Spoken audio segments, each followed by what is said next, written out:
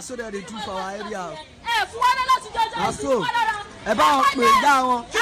I don't feel celebrate. I don't feel pada.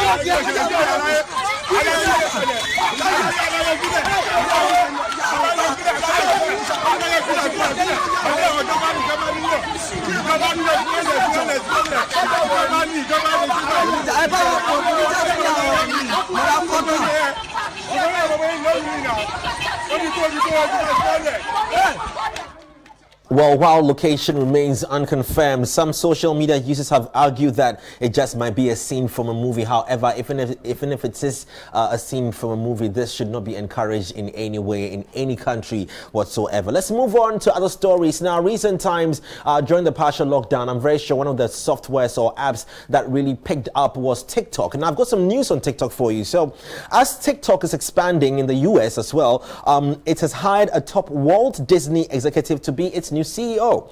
So Kevin Mayer, who ran Disney's video streaming business, will also serve as chief operating officer at ByteDance. Now, ByteDance is the Chinese-owned parent company of TikTok. Now, Mayer was seen as a favorite to get the top job at Disney's earlier this year.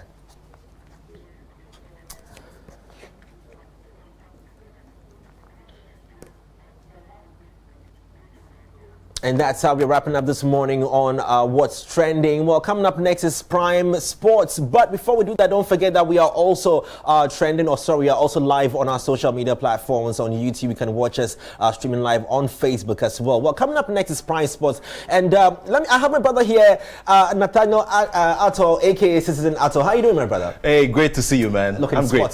Yeah.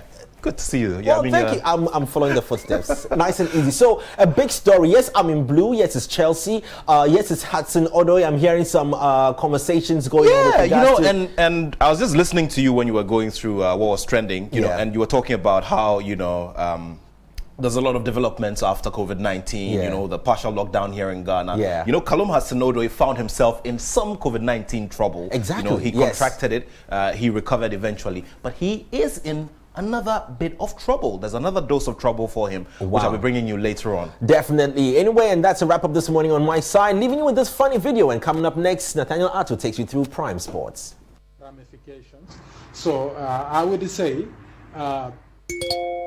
yes. Wait, to live. Talk live. Kwa TV. That is one of some of my neighbors. One of she's a COVID patient, and we are also using some of our facilities for quarantine ramifications. So I would say, yes. Wait, to live. Talk live. Kwa TV. That is one of some of my neighbors. One of she's a COVID patient, and we are also using some of our facilities for quarantine. Yeah.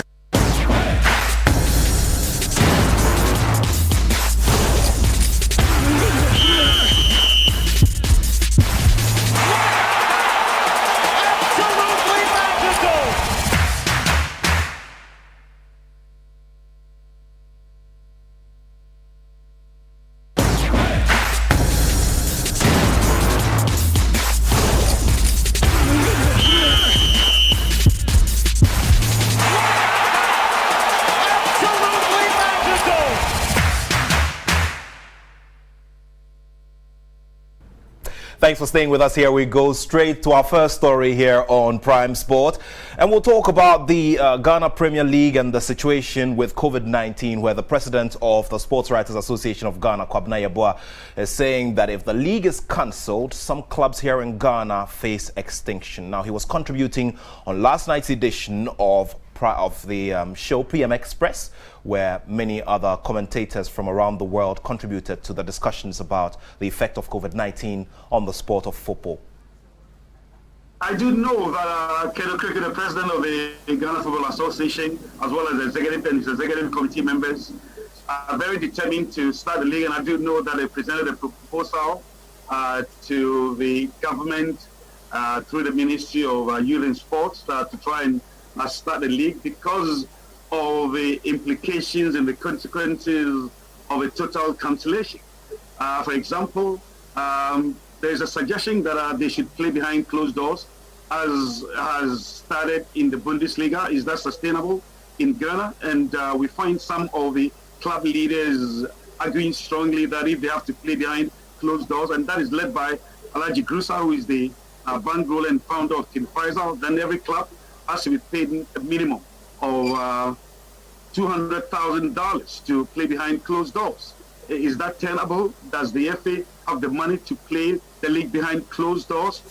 We do know that even when the league was in a full throttle, the clubs suffered a great deal because in Ghana, unlike probably in the United Kingdom or in the major leagues around the world, players are paid paltry sums. And embarrassingly, some of our players take home at the end of the month a paltry $100 a month. And you're just wondering how they survive on $100 a month. You know, sponsorship is not coming through. They are struggling. Even at a time that we play the league. Well, Kwabena Yeboah there. Let's do some more football here on Prime Sports. And a former captain of Ghana's under-17 team, the Black Stars, Godwin Atram, says that new Black Stars coach Siki Akono has the big mentality to succeed. Now, he was speaking on last Saturday's edition of the Joy Sports Link on Joy 99.7 FM. I would like to congratulate my senior coach, Coach Siki Akono, for this appointing aspect of a Black Star coach. I want to urge him that he got what it takes to do the job. He should stay focused, determine very well, and whatever that he feels that it will help him as a head coach, he must go all out and do it.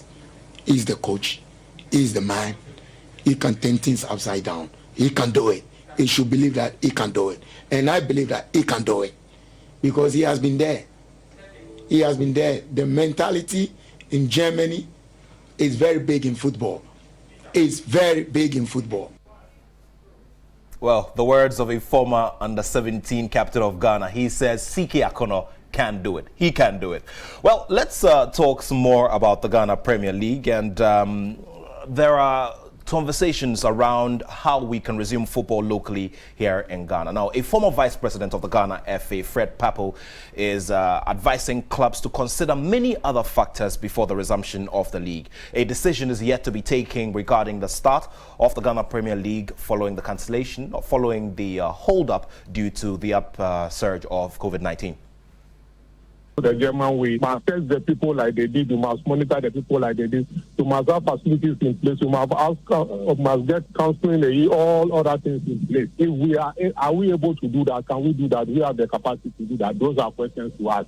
Fine, if you play behind closed doors, generally it means you are protecting the fans from getting infected or spreading infection. That is fine. That is acceptable. So definitely, there are serious things that we would have to study critical. We need a lot of very good impartial discussion with a lot of expert input before we can take decisions around the resumption of the league, the nature and the form of the league and things like that. And I'm sure and I hope that the FA leadership will create that opportunity for people to dialogue and bring ideas so that we'll find the best.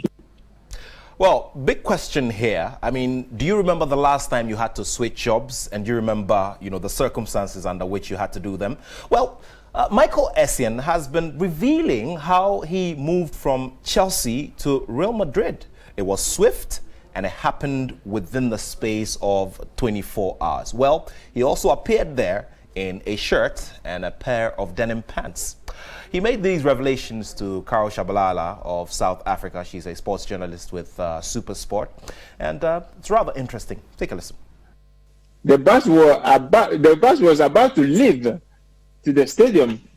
It was even going, and then my agent called me and said, "Where are you?" I said, "Oh, we're going on the bus." To the stadium." Yeah. He said, "Can you come on of the bus. I'm coming to the hotel. We have to send faxes and blah, blah, blah. So I have to shout from the back of the bus. Hey, can you stop? Can you stop the bus? So then all my teammates start looking at me like, Michael, what's going on? What's going on? Yeah. I said, no, nothing. I just have to go get off the bus. I will see you guys later. Yeah. So anyway, the bus stopped. So I went to Madrid with just a pair of my football shoes and my the shin pads. And my shin pads and no clothes, only my Wow. only one jeans and one shirt. And my Chelsea tracksuit. Your Chelsea tracksuit. Wow. Yeah, so then I got to Madrid, I got to the airport. Jose was there waiting for me, you know. Oh wow. He said hello, blah, At blah, the blah. airport? And then at the airport, yeah. So he said hello to me and blah, blah, blah. And then I went to the hospital straight away, did my medicals. And, blah, blah. The next day I started training. So I was stuck in Madrid for almost a month with just one pair of jeans and shirts. One outfit. Just one outfit. One outfit it is. Well, let's talk about Chelsea and Ghanaian relationships with Chelsea. Well, Ghanaian-born Callum Hudson-Odoi finds himself in some amount of trouble, and this was after he was granted bail following his arrest on suspicion of rape. Now, police and an ambulance were called to an address in London to report a woman who was unwell. Now, when the emergency services attended, the woman reported that she was raped and she was taken to hospital. And Hudson-Odoi, who's 19, was arrested at the scene and has since been released from custody. Now, he has been billed to return on a date in mid-June, and this is after all of this, and is expected that enquiries into this matter will continue.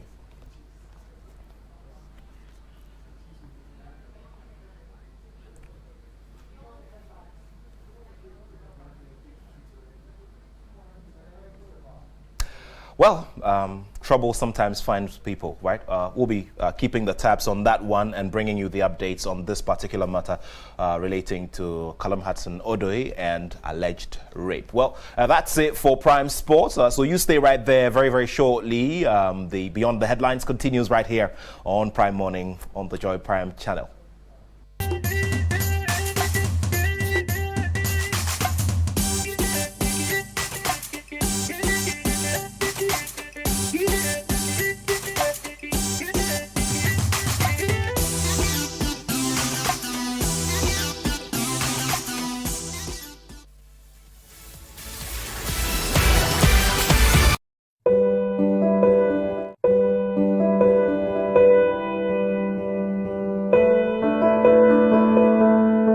To all our emergency doctors, you never know who is walking through those doors, but you tend to everybody without fear. The staff of Noguchi, Kolebu, KCCR, and all other testing centers. Where would we be without you? We know some of you have been badly affected by this virus, yet you defy the fear of the unknown to fight against this virus on our behalf. You have been awesome in these trying times. You put your lives on the line every day. We feel safe because we know you are there. We really, really do appreciate you all. And what we can say at this moment is thank you. Thank you. Thank you. Thank you. Thank you. Akbenalo. That's all we can say.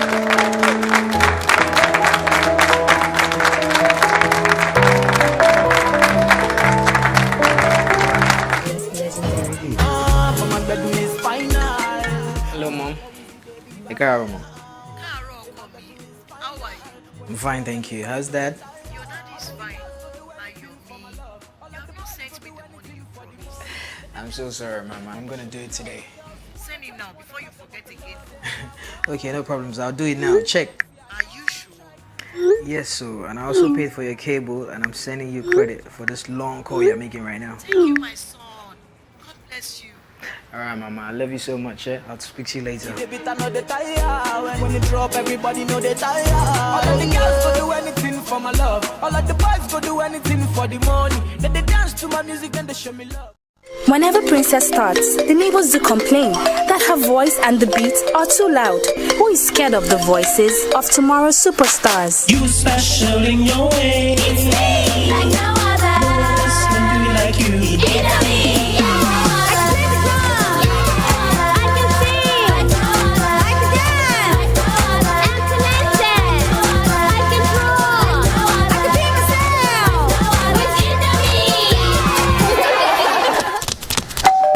That must be a neighbor. You special in your way. It's me, like no other. No one can do it like you. It's me, like no other. Here's to all amazing moms who identify and nurture the uniqueness in our kids. Indomie instant noodles tastes great. This advertisement has been vetted and approved by the FDA.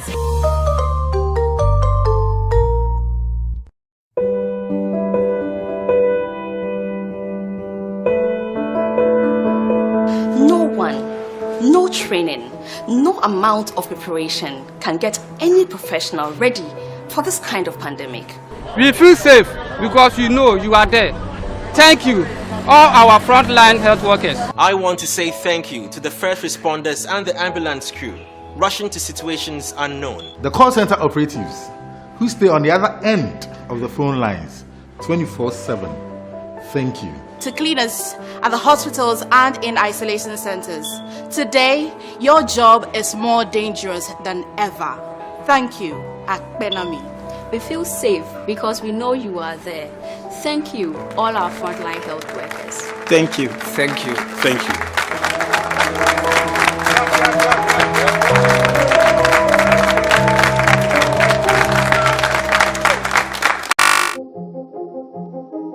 This week on Joy Learning, JHS lessons Monday to Friday at 2:30 p.m., 7 a.m. and 12:30 p.m. Monday, English language, plural nouns. Tuesday, mathematics, union of sets. Wednesday, French articles. Thursday, integrated science, energy. Friday, science, types of soil. SHS1 lessons Monday to Friday at 3 p.m. and 7:30 a.m. Monday, core mathematics, distance, bearing form. Tuesday, biology, the concept of cell, eukaryotes. Wednesday, financial accounting, illustration of adjustments to final account of a sole trader, part 2. Thursday, economics, business organization, part 1. Friday, cost accounting, introduction to cost accounting. Catch up with the National Science and Maths Quiz on Monday to Friday at 5:30 p.m. and 1 p.m. For updates on weekly schedules, please log in to www.myjoyonline.com or adumonline.com. Download the Wolo app and access complete lessons covering the syllabus or call 030-2211-688 or 026-4790-970. You can also follow us on Facebook and Twitter at Joy Learning TV and on Instagram at Joy_Learning TV. Learning is simple and secure on Ghana's first educational channel, Joy Learning. Joy Learning. Keep learning.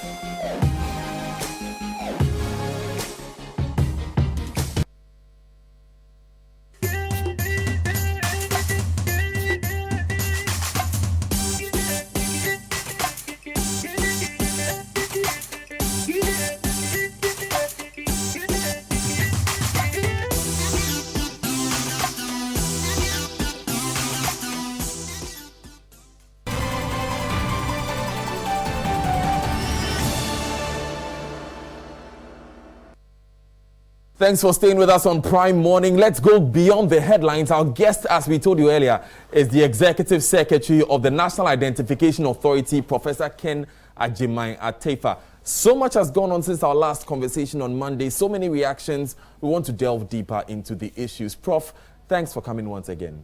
Thank you very much for having me. You've been a busy man this week. So many allegations, especially to your person.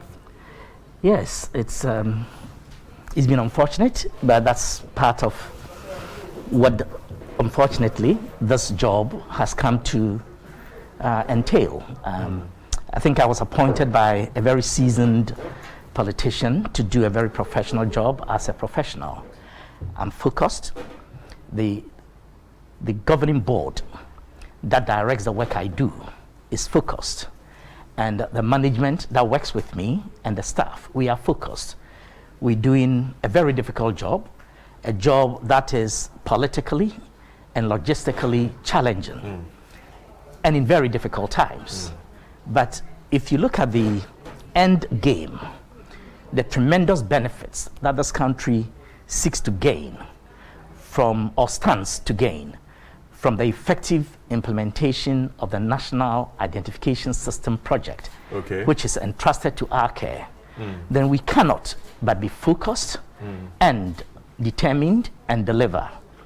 And in doing so, we must accept that there are those who may rush to judgment, those who may misconstrue what we do, those who may, as it has become apparent recently, make wild, unsubstantiated, baseless allegations, put things together that are grounded only in conjecture, speculations, and presuppositions, and yet make it seem the gospel truth. These are things we have to contend with. There are also those who are genuinely criticizing, who are criticizing from a constructive ethos, who are minded to assist us to do an honest job that will stand to benefit the entire country. And to all of those, we extend a firm salute. Do you feel unfairly targeted? I have felt unfairly targeted, but I'm not daunted by that. Sometimes I'm just shocked that people can say the things they say about me. And especially, things that are so essential, at variance from my essence as a human being. People who don't have any appreciation of who I am, make strong views, express strong views, articulate them on platforms that go viral, and then people look at you funny. Let's go to the details of some of these allegations. The first has been that this issue of the law that was ratified in Parliament, you mentioned that in your statement.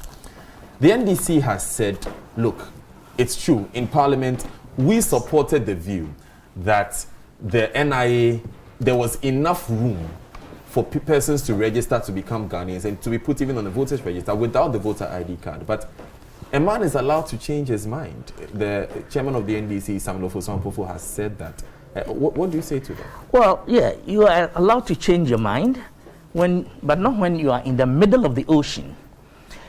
If you turn back, if you change your mind, you must return to shore and recalibrate your plans and get your bearings right and go back. So, fair game, change your mind, but go back to Parliament and get Parliament to change the law. You cannot. NIA is a creature of statute. We are a corporate body that must obey the laws, the extant laws, the existing laws of Ghana, not the law in the mind of someone who has not yet succeeded in getting that law articulated on paper and passed by the Parliament of the Republic, the People's Assembly. So Mr. Ofosu-Ampofo, my very good friend and brother, he is entitled, his party is entitled. But when you have given your full and ardent support, unalloyed support to a law and praised that law, when you change your mind, you don't attack the institution that is implementing that law. You go to that forum where you formed that mind and then persuade that forum, Parliament, that you have changed your mind for these good reasons, and Parliament must amend the law to reflect that reality, your new reality. That is what anybody who is interested in law reform, that is what all the scholarship in the world about law reform teaches us. When you come to the conclusion that the extant law is not serving the public interest well, you take such steps as are appropriate and lawful to effect an amendment. How do you feel about the parliamentarians who have this within their power but still step out of that chamber and criticize the work that you are doing, as you say, according to law?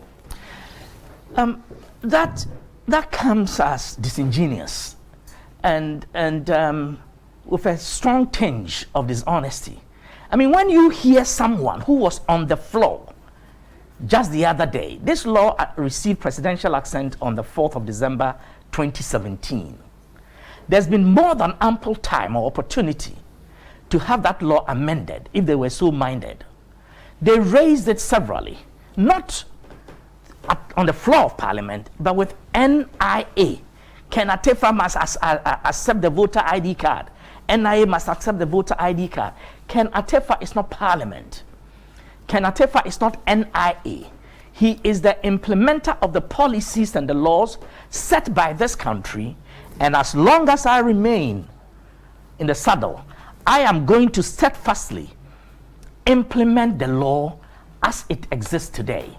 And those who supported it on the floor of Parliament, but who have changed their mind and they are entitled to it, must do the needful and move this country forward. Of course, I disagree.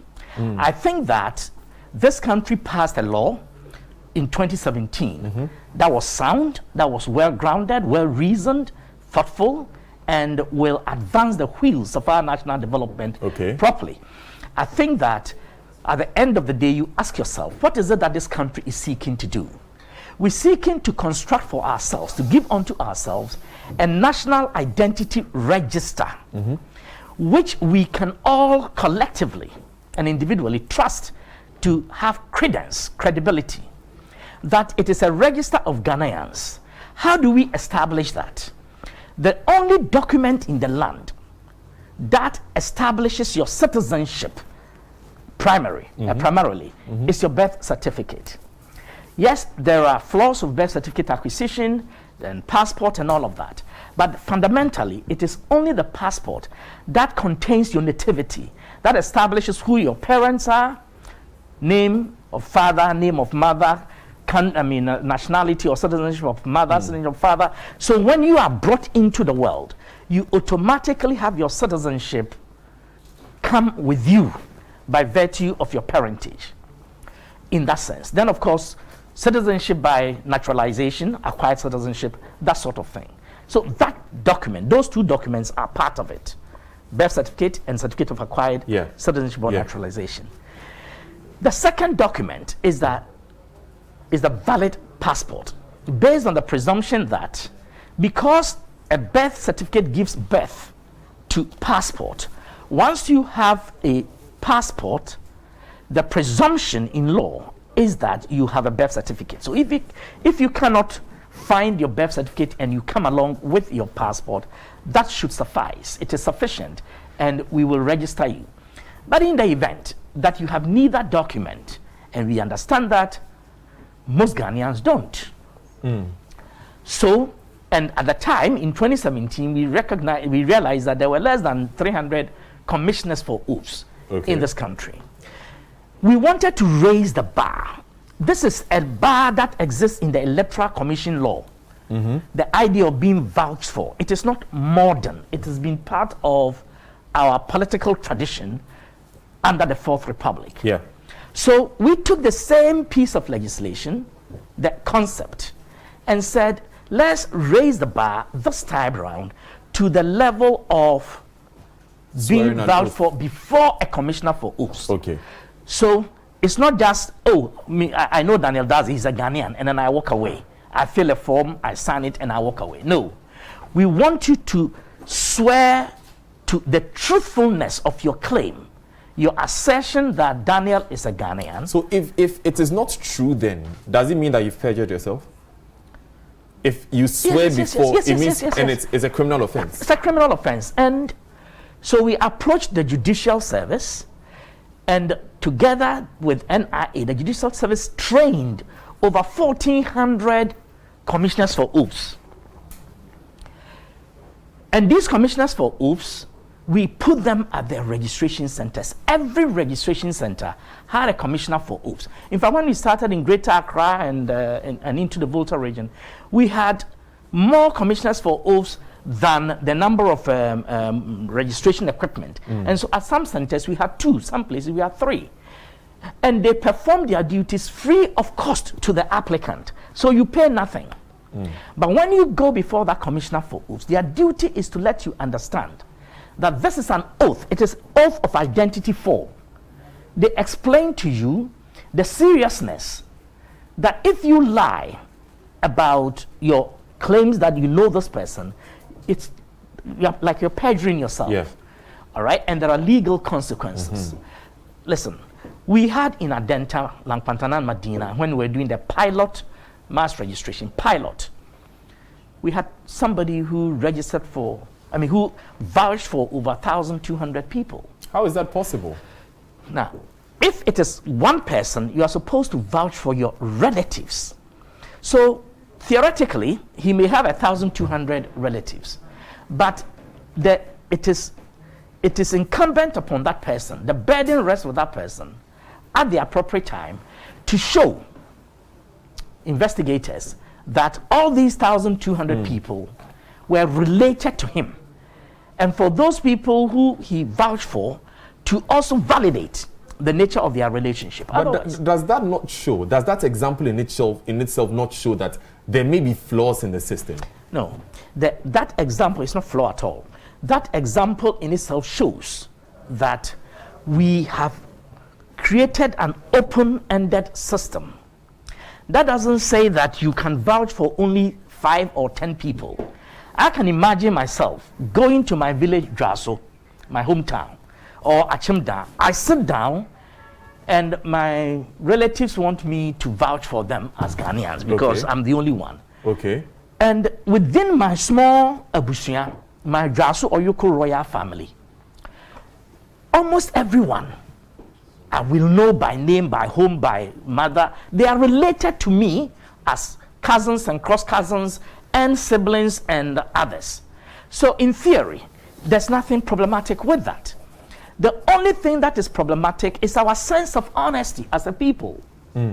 That we can lie easily, some of us, so easily, and we can profit so easily that somebody would put a table down and and try vouching for people and collecting money. That's criminal. Are there any measures being put in place to prevent criminal activities like that? Oh yes. Like what? No, first of all, it's a matter of public education about the consequences, the legal consequences of infracting the law. So we have arrested people even when we started in the Eastern region. Okay. In Sawam, I went to a registration center where this guy had just met the lady at the registration center and was vouching for for her. We got them arrested. The guy fled, but we got the lady arrested. And she was taken to court and was given bail as she ought to be given. Do we have a number of people who have been arrested? Yes. Across, I didn't know that we would get into it, but I can give you that. We have had people arrested. More than 100 in that ballpark figure? No, and that's another matter. This idea of exclusion, that this process leads to exclusion. We're almost done in Eastern region, but we have had less than 200 instances of challenge of the application process. But what it means is that we are satisfied when Ghanaians have had the opportunity to challenge and they have not challenged other people's claims to being Ghanaian. When we have given Ghanaians the opportunity to participate in the business of policing the boundaries of Ghanaian citizenship, and they have done so earnestly or failed to do so, that at the end of the day, the register you have, you can trust that it reflects our collective understanding of ourselves as Ghanaians, having made our way onto that register. So public education on the legal consequences is one. Vigilance on the part of our staff. Some of the people who have been arrested or who were stopped, sometimes they are busy, they say, no, we can't do this. Once you mount the challenge process, the person flees. Okay. So those are there. But we can do the sociological analysis of who and how and all of that at a later date. But for now, suffice it to say that commissioners for oaths were trained by the Judicial Service, made available at the registration centers, paid for by the state at no cost to the applicant there, in order that the applicant will be aided. That did not slow down the process. And even if it did, I stand to be corrected, but even if it did, it is a price we had to pay as a people to create a register that has integrity. That brings me to my next question. Yes, please. Because the issue that the NDC is raising is because of your linkage with the Electoral Commission. You have mentioned that you can register 3 million people in a month. You can do 6 million people in 2 months. Yes, at the moment, yes. At the moment, that's Yes. your rate. Yes. But are you able to, in the shortest possible time, deliver data to a commission which has an election to run in December? No, first of all, the question is not what you have asked. What is it? The question is the allegation that NIA and EC. Now, what you are talking about is facilitation. What you are talking about is efficiency. That's not what they are talking It's about. one of the issues that was raised by the okay. NDC in the conversation that followed. All right, though I haven't heard that, but I would Great. like to hear a bit about that and I'll answer. But the first part, I'm just saying that the allegation is one of criminal collusion, conspiracy. It's a serious matter. And those impugning my integrity and that of Mrs. Jean Mensah, and by logical extension, in my case, that of all my board members. NIA is not an independent constitutional body. It is not like SHRAJ, Electoral Commission, the judiciary, and the rest of them. NIA is a statutory agency, all right, to implement government policy. Not the government of the day, but state policy. And it is led by a governing board. I report to a governing board that reports to His Excellency the President through a minister responsible for the National Identification System. Which is the Minister for Monitoring and Evaluation. Exactly, exactly. And so decisions that are policy oriented are decisions that are taken by the board in consultation with the appropriate authorities. And policy directions handed down to me are implemented by me and my management and staff. So if you allege that NIA is in collusion with EC or any other entity perpetrating crime, you are indirectly also impugning the integrity of the members of that governing board. And you know something, the members, the governing board comprises the Director General of the Social Security and National Insurance Trust, the Chief Executive of the National Health Insurance Authority, the Comptroller General of the Ghana Immigration Service, the Registrar of the Births and Deaths Registry, the Government Statistician. These are institutional reps on the governing board. And look at the caliber of these persons who are there. But the argument can be made, Prof, that all of these, the majority at least, are appointees of the president. Oh, absolutely. And so if there's a grand agenda to keep the president in power, all of these people will be in cahoots. You see, the presumption, the presumption that somehow public servants are stooges. Public servants have no mind of their own, lack integrity and capacity to stand firm on their feet and to say no. It's a very wrong and dangerous perception.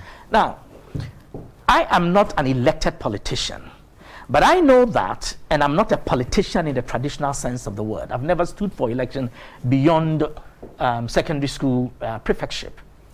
But you know something? What I do know is that I was appointed by a very seasoned politician who is also a highest caliber professional lawyer. I was hired by such a politician to do a professional job, knowing that I have what it takes professionally as a manager of process, as a professor of leadership and governance, as a lawyer, as an international administrator of distinction and repute, to participate in the process of delivering a national identification system.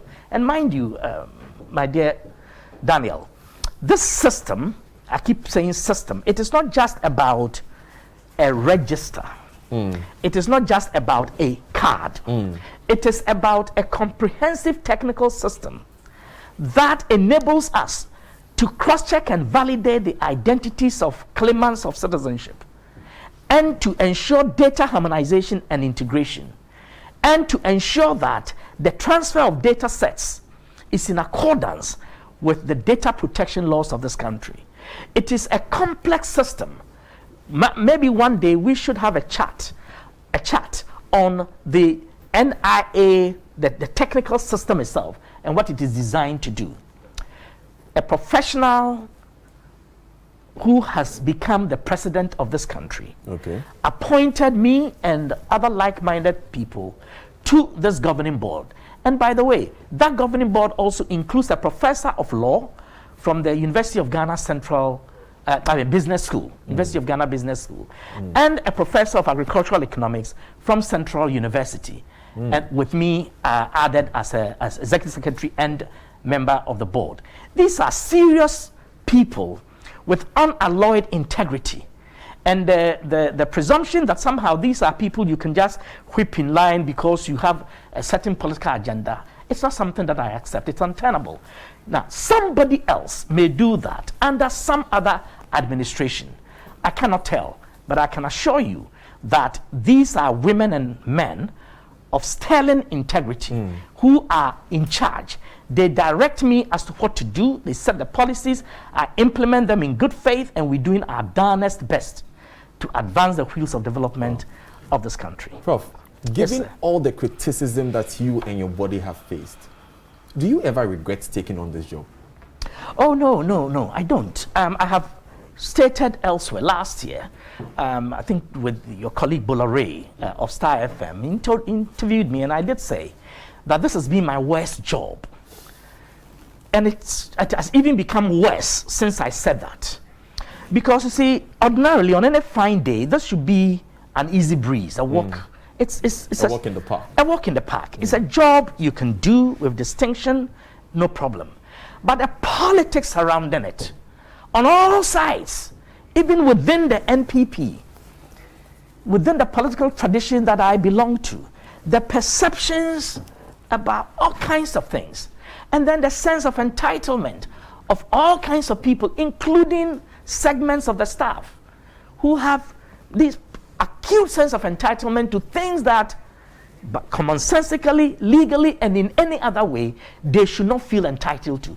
People who want contracts, who think that it is in my power to give a contract. Which people? And who doesn't want contract in Ghana? I'm talking people from my political tradition, MPP. I'm talking people who just know me, know that the government has appointed me, and therefore think that I should be. You see, there's nothing wrong in people wanting contracts. That's not what I'm talking about. My complaint is about an unjustified sense of entitlement. That because I am a member of this party, and this party is in power, you ought to give me this. Whether I meet the criteria or not, whether I have put in an application, whether I have registered, and all that, and whether somebody else is better than me. It's as if, and I don't mean MPP people, but as a people in this country generally, it's as if we don't believe that a public servant can do his or her work in full compliance with the law and fidelity to the state only. Surely, I am operating within a political environment. The NIA operates within a political environment.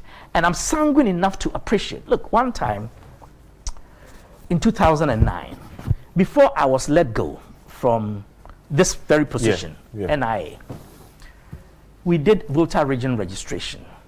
Then I got calls from higher ups, my superiors, before the exercise was to continue, asking that I cease, suspend the exercise.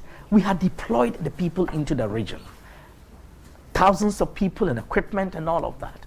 And I pursued for a reason. I wasn't given one, except to say you are an intelligent, very intelligent man.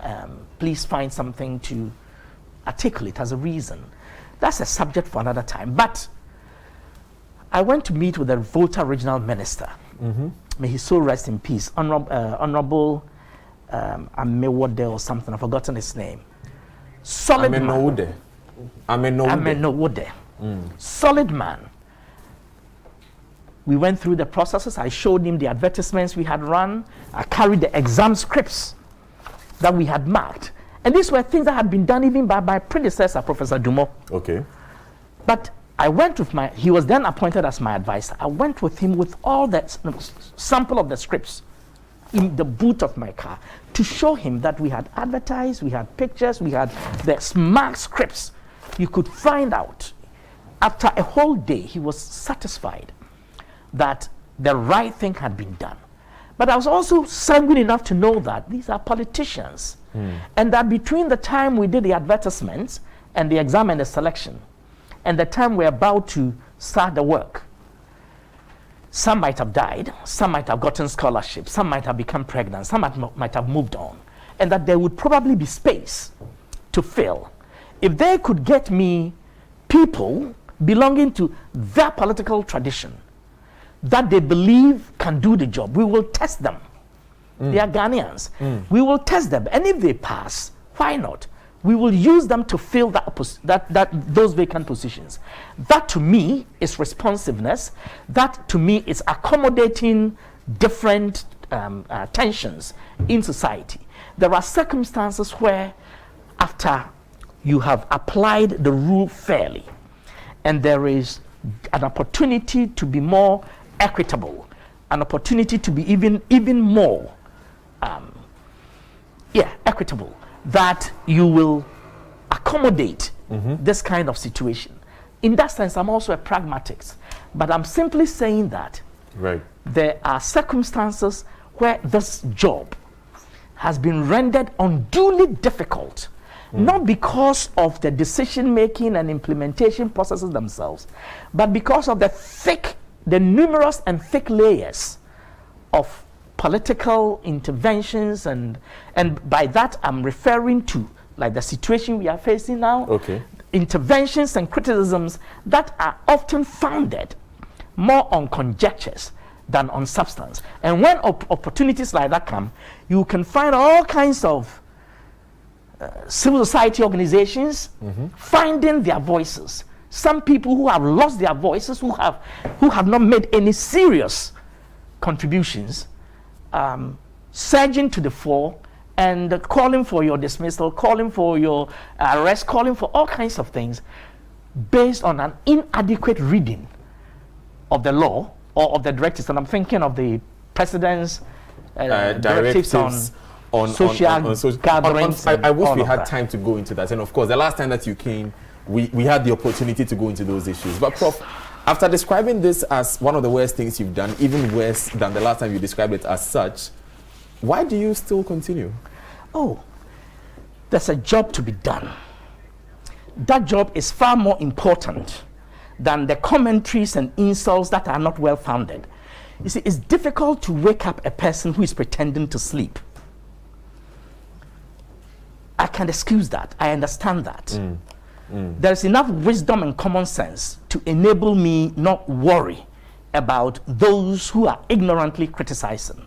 What is painful or difficult to bear is the criticism of those who know better, but who, for improper, in my view, I may be wrong, but for improper motives or rationalizations, seek to hammer a point that doesn't exist. That is what is difficult. I continue to serve in this position because there's a job to do.